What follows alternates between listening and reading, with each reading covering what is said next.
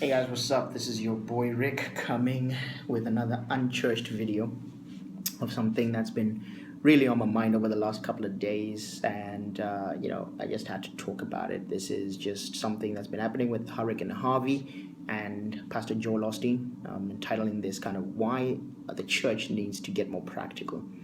Over the last 3 days, if you didn't know, if you've been under a rock, over the last 3 days, I've kind of been watching in a state of, just almost tears, as I've seen people tearing into Pastor Joel Osteen and his Lakewood Church, based in Houston, Texas. At the moment, there's a Hurricane Harvey that happened in Texas a few days ago, and because of it, there's a lot of flooding that's been happening, and many people on the internet have been attacking Pastor Joel, saying, is on his lack of apparent lack of action, saying why didn't he open the doors of his mega church immediately to the people, which is Lakewood Church, one of the biggest churches in Texas, if not America itself.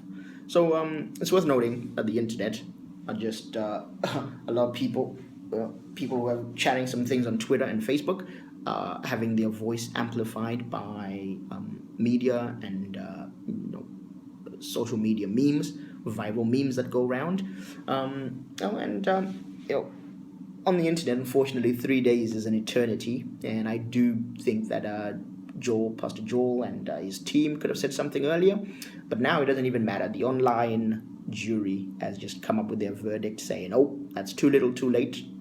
And if you do want to know, the actual what happened and the statement that Lakewood have released and what they're actually doing about the hurricane, in the article that accompanies this, you can read that full statement. I've got the link in there.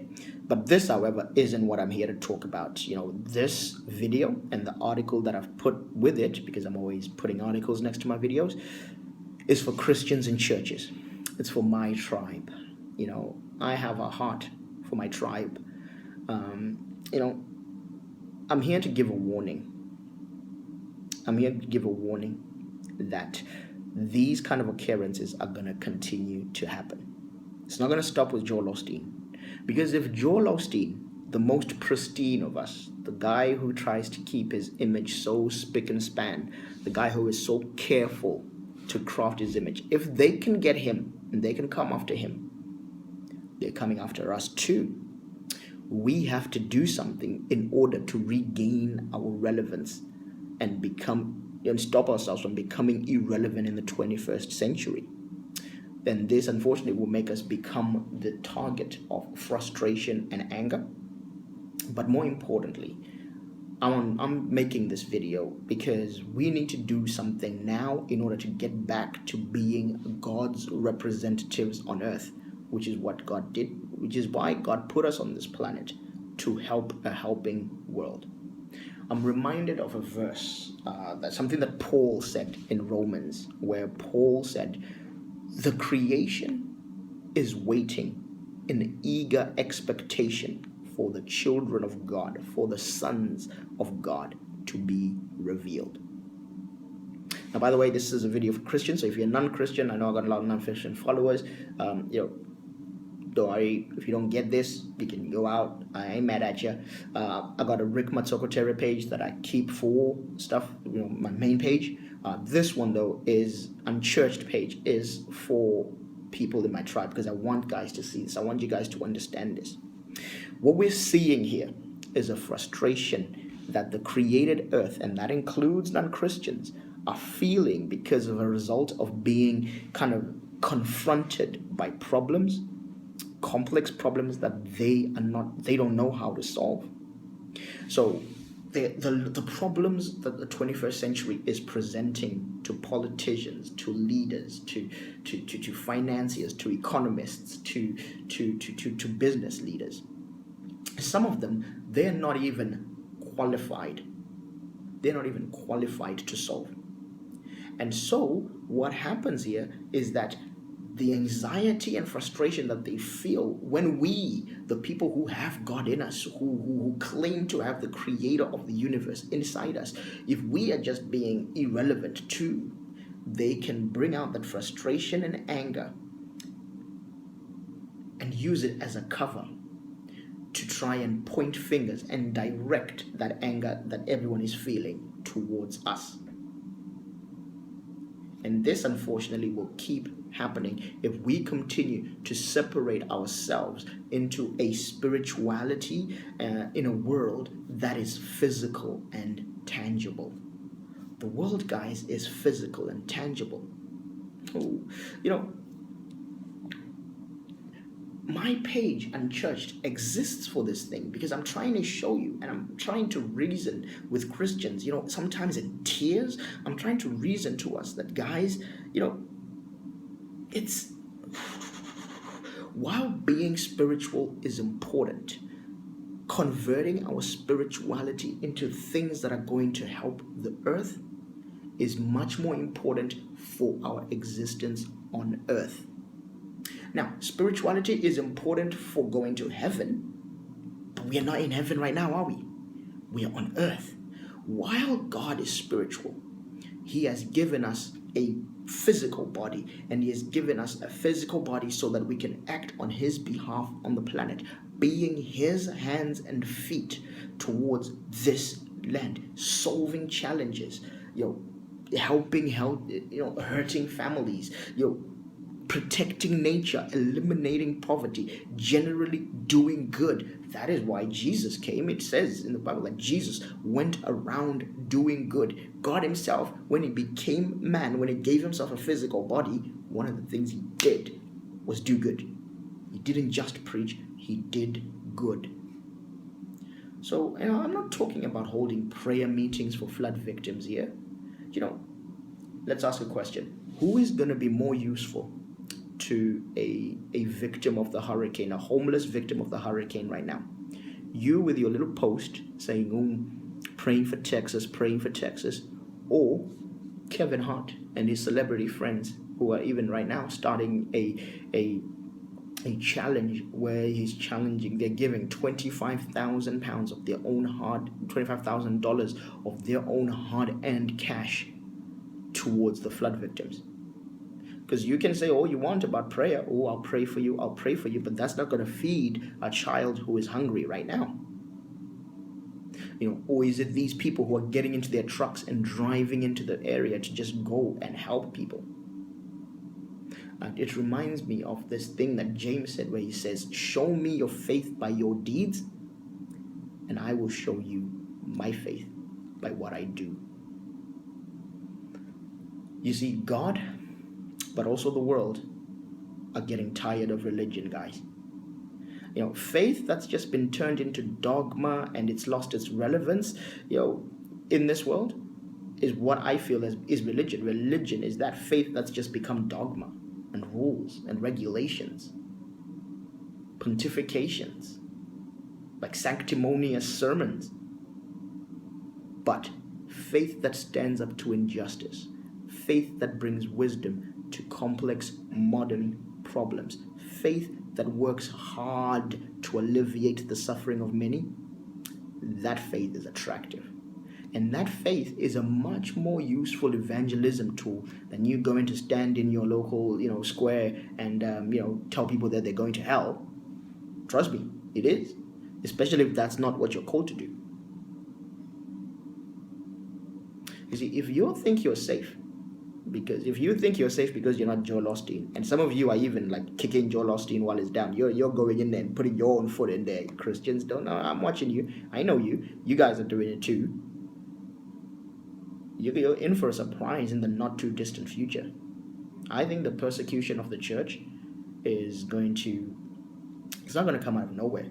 It's going to start because people will not see a reason for the church to exist in our day and age.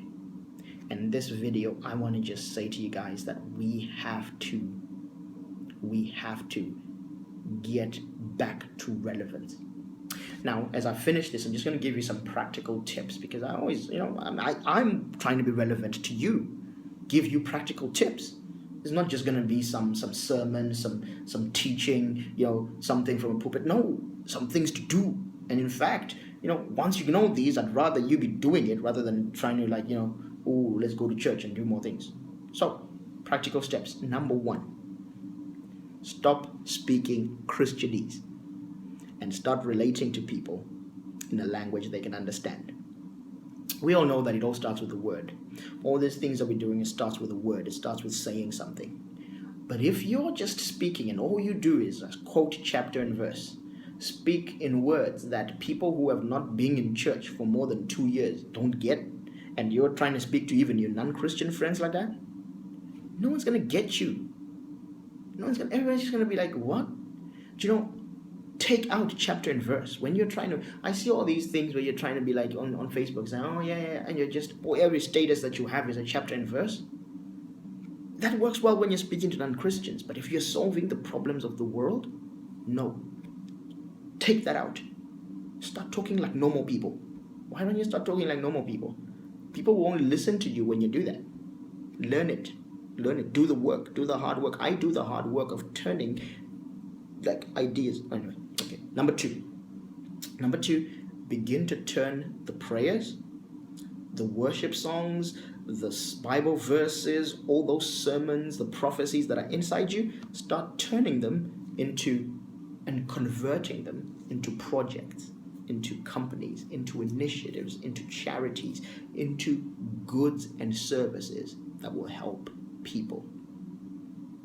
Do you know how many people I know now who have mastered the art of conversion, who have now decided, by taking, say for example, taking the story of Jesus, multiplying bread and fish, 5 loaves and 2 fish, and they took that, and because the person, understood and started like putting that into his work as someone who was into fisheries and fish farming, and they started using that and converted that into ideas for doing fish farms and creating products like food products to alleviate poverty in his area, which was a very poor area, but they had water reservoirs and loads of fish in there.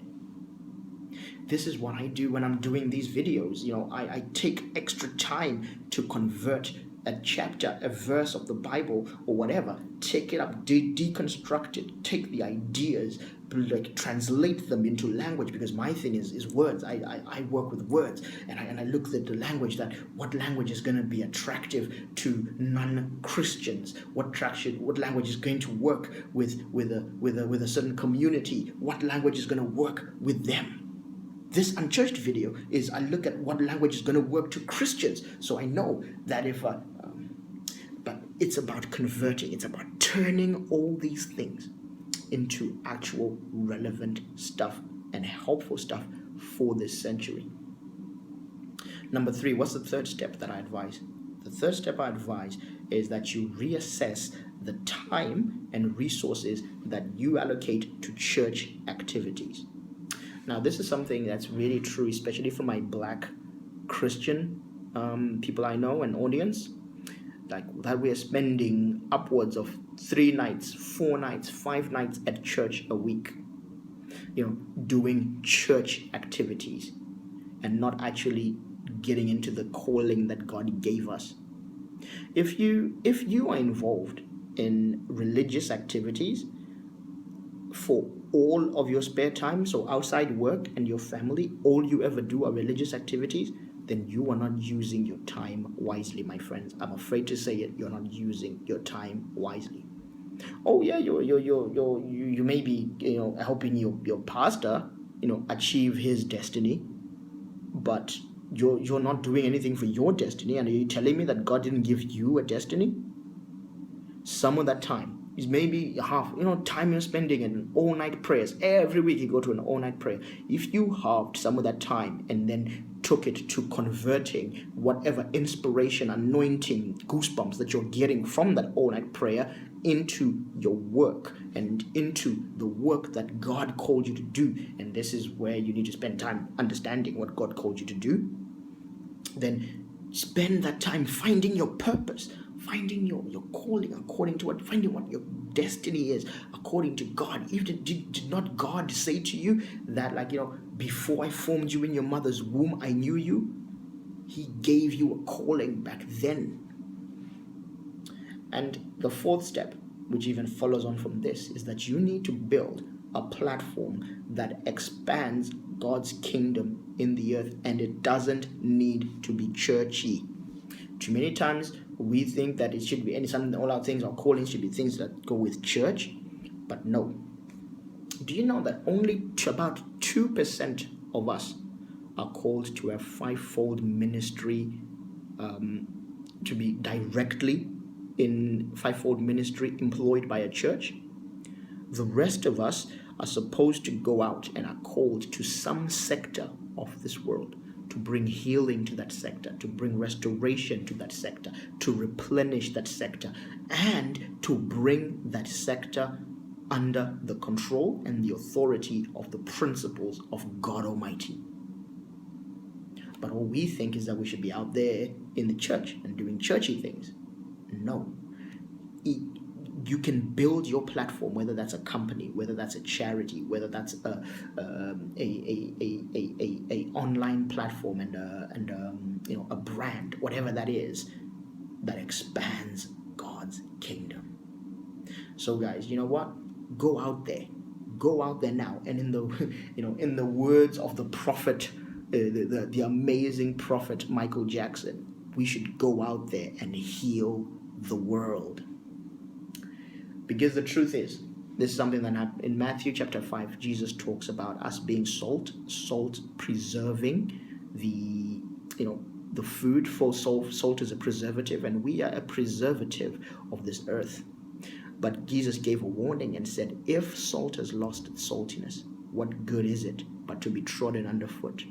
And we're seeing it with Joel Osteen now, and it's going to happen with the rest of the church. We will be trodden underfoot of men if we continue to do nothing and not heal the world. So guys, have a really, really good day. I hope this encourages you. Tag someone, share this if it hits you. Like the page in church, give me some comments, let me know what you're thinking, and we can create great things for the kingdom of God, multiplying and expanding his kingdom. I'll see you guys later. Have a good day.